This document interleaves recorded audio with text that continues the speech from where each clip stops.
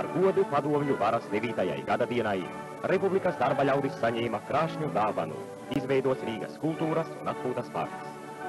Plašajā Brīvdabas teātrī, kurā vietas 8000 skatītājiem, notika parka pirmās kārtas svinīgā atklāšanā.